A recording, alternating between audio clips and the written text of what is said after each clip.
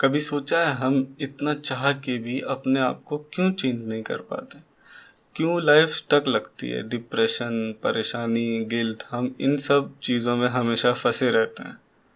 क्या वजह है? क्या हमारा किसी क्लास में पैदा होना या किसी कास्ट में पैदा होना या हमारी फैमिली, हमारे दोस्त, हमारे रिलेशंस या हमारे खुद के अंदर ही कोई कमी है? हम प्रॉब्लम्स को समझते नहीं और हमेशा खुद को कोसते रहते हैं और बार बार उसी चीज़ में, उसी लूप में जा कर के फंस जाते हैं। आज हम उस लूप को तोड़ेंगे। अगर आप एक कंफर्टेबल लाइफ चाहते हो, अगर आप एक कंफर्टेबल लाइफ चाहते हो without working on yourself, without pain and struggle and without changing yourself, तो आप यहाँ स्टॉप कर सकते हो। लेकिन अगर आप 360 डिग्री ट्रांसफॉर्मेशन चाहते हो तो हम आगे चलते हैं। Firstly, decide your definition of success. Money, power, fame, peaceful, simple life. आपको डिसाइड करना होगा कि आपके लिए सक्सेस का मतलब क्या है। क्लियर कर लो पहले आपको क्या चाहिए लाइफ में। Money, status, power, freedom, relationships, knowledge, strong body, strong mind, हर चीज़ का एक अपना खुद का डेफिनेशन लिखो। जब तक ये डिफाइन नहीं करोगे तब तक कोई रोड मैप काम नहीं करेगा। Straight to the step 1, that is self reset. New identity बनाने के लिए पहले अपने ओल्ड सेल्फ को जानना ज़रूरी है और उसे तोड़ना होगा ताकि हम न्यू सेल्फ को डिज़ाइन कर सकें। Take a piece of paper और take a phone, write a myself page. आप कौन हो अभी, कौन बनना चाहते हो, हर रोज़ अपने बिहेवियर को ऑब्जर्व करो। कितनी चीज़ें न्यू आइडेंटिटी में मैच करती हैं, उन्हें हम रूथलेसली एलिमिनेट करेंगे। चाहे वो हैबिट हो, चाहे वो आपके इर्द गिर्द के लोग हों जो कि आपकी ग्रोथ के अगेंस्ट हैं और आपके डायरेक्शन से आपको अपोजिट में ले करके जा रहे हैं। आज रात आपको एक 10 लाइन लिखना है जिसमें आप कौन हो, आप कहाँ जाना चाहते हो लाइफ में, आपको ये 10 लाइन में नोट करके लिखना है। Next step is physical transformation. Step 2, body में change is equals to fastest confidence boost, क्योंकि वो आपको एक विजिबल चेंज होगा और आप अपने बारे में खुद अच्छा फील करोगे तो आपका कॉन्फिडेंस ऑटोमेटिकली बिल्ड होगा। आपको रोज़ 15,000 स्टेप्स एटलीस्ट वॉक करना है। हैवी या body weight training 4 times a week. Eat same clean meal every fucking day. आपको रोज वो सेम खाना, सेम क्लीन खाना रोज खाना है। Cut the poison. जो भी चीज़ आपको आपके हेल्थ को डिग्रेड करेगी वो चीज़ आपको नहीं कट करनी है हार्शली। चाहे वो अल्कोहल हो, सिगरेट्स हो या जंक कंटेंट हो, आपको उल्टी सीधी चीज़ें भी नहीं देखनी। जाके दुख भरे गाने नहीं सुनने कि आपके दुख ज़िंदगी में बहुत दुख है। This is a junk content, आपको ये सब देखना ही नहीं है। अगर ये सब देखोगे आपकी एनर्जी वेस्ट होगी। Measure everything, weight, sleep, calories and steps. हम मेजर कर पाएंगे तो उसे एडिट कर पाएंगे और वहाँ हम वर्क कर पाएंगे। हर चीज़ को आपने सिंपल रखना है। एक डिसीजन लो और उस पर टिके रहो जब तक आपको रिजल्ट नहीं दिख जाता।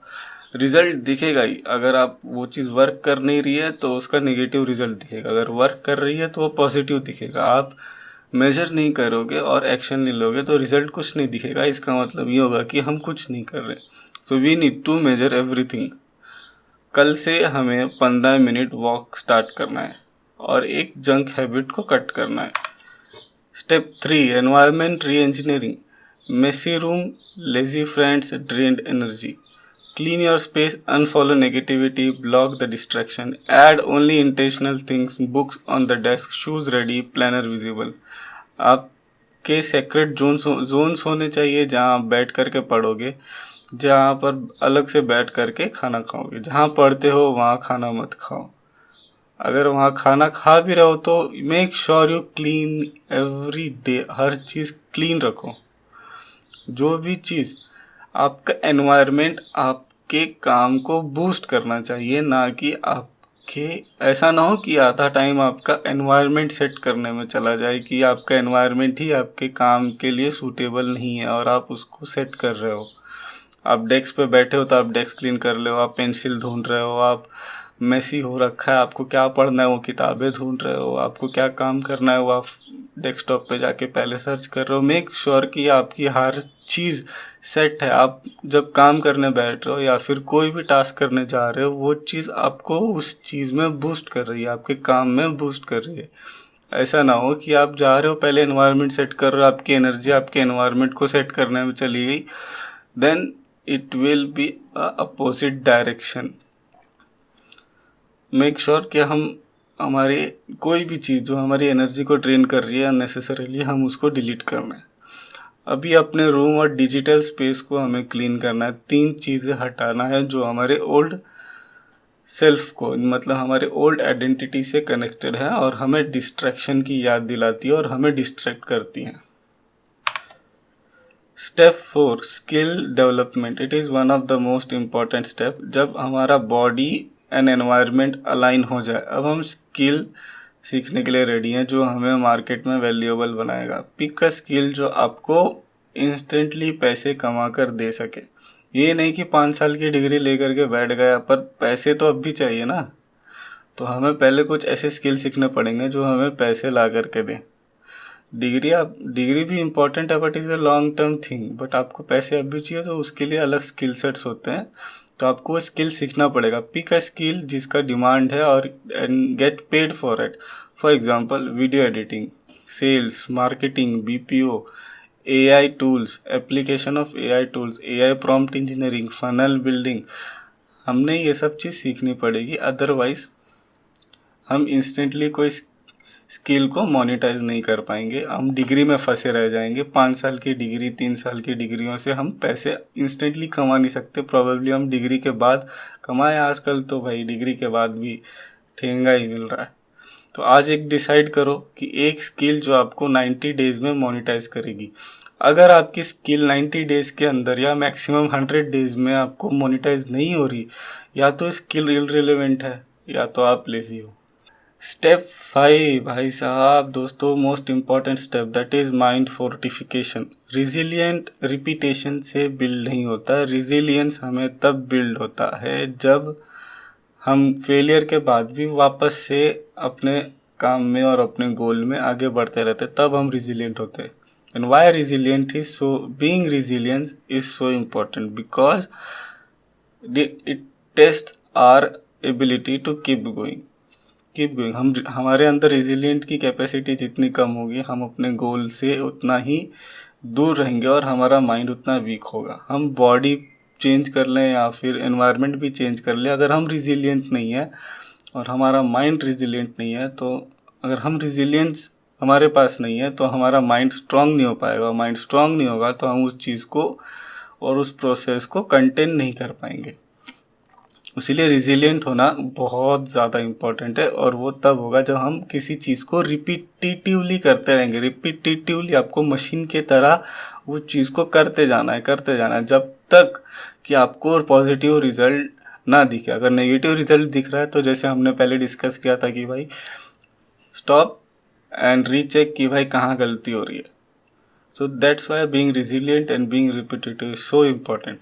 एंड प्रेशर, आपको टाइमलाइन डिसाइड करना है, आपको उतने टाइम में कंप्लीट करना ही है और उस चीज़ का प्रेशर आपको लेना होगा। Because pressure is privilege. Pressure is privilege. Fail in public, learn and repeat. आपको कोई चीज़ स्किल लेनी होगी और उसको पब्लिकली करनी होगी और उसको रियल लाइफ प्रोजेक्ट के तरह सबमिट करना होगा। आपको रियल प्रोजेक्ट सबमिट करना होगा, अदरवाइज आप उससे सीखोगे नहीं। अगर पब्लिक में फेल नहीं होगे तो आपको रियल लेसन्स नहीं मिलेंगे उस स्किल को लेकर के जिसकी डिमांड है मार्केट में। और वही चीज़ आपको रिपीटेटिवली करनी है, इम्प्रूव करते हुए। हर बार आप करोगे, आपको एक स्टेप इम्प्रूव करना है, हर नेक्स्ट टाइम करोगे एक स्टेप और इम्प्रूव करना है। That's how you will become master in that skill. Next thing will be control your time and emotion. Mood के हिसाब से आपने काम नहीं करना है। अगर आप मूड के हिसाब से हम काम करेंगे तो हम रिपीटेटिवली वो काम नहीं कर पाएंगे, और रिपीटेटिवली वो काम नहीं करेंगे तो हम हमारे न्यू आइडेंटिटी से बहुत दूर होंगे, क्योंकि हमारे इमोशंस और माइंड बहुत ज़्यादा फ्लक्चुएट करते हैं। हमारे इमोशंस बहुत ज़्यादा हमारे इमोशंस काफ़ी ज़्यादा फ्लक्चुएट करते हैं।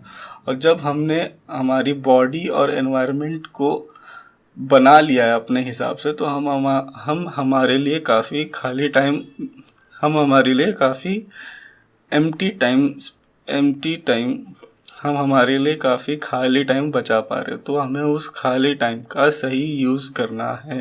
At the end of the day हमें रोज़ देखना है कि हम कहाँ स्लीप हुए, हमने कैसे हैंडल किया, और नेक्स्ट टाइम अगर हम स्लीप होंगे और नेक्स्ट टाइम कोई गलतियाँ करेंगे तो हम उसे किस तरह से हैंडल करेंगे। आज से हर दिन एंड में हमें 5 लाइनें लिखनी है, मैंने आज क्या सही किया जो मेरे गोल्स को अचीव करने में मुझे हेल्प कर रहा है, और क्या मैं इम्प्रूव कर सकता हूँ।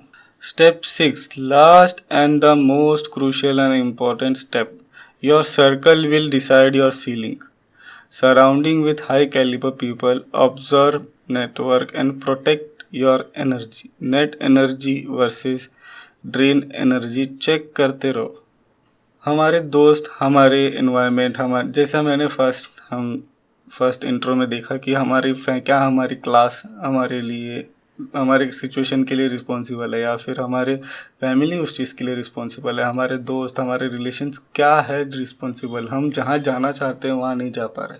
तो उसके पीछे मेन रीज़न यही है कि हमारे इर्द गिर्द किस तरह के लोग रहते हैं, हम किस तरह के लोगों से उठते बैठते बातें करते हैं। पर डिपेंड ये करता है कि जो लोगों के बीच में हम उठ रहे हैं बैठ रहे हैं, वो भी हमसे एक्सपेक्ट यही करते हैं कि हम भी उनकी तरह बात करें और सोचें, क्योंकि they also want to go very ahead in their life, and they also want skilled people around them. They don't want just talking and cramming and negative people around them. तो मेक श्योर कि आप slowly अपना network को भी update करें।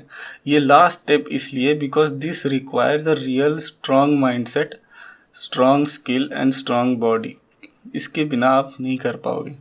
That's why this is the last step and the most important step, जो कि आपको जब आपकी न्यू आइडेंटिटी बन जाए तो आपको वेरी स्टेबली आपको हेल्प करे कि आप फिर से पीछे ना जाओ। Your new network and new social circle will also help you to not fall back.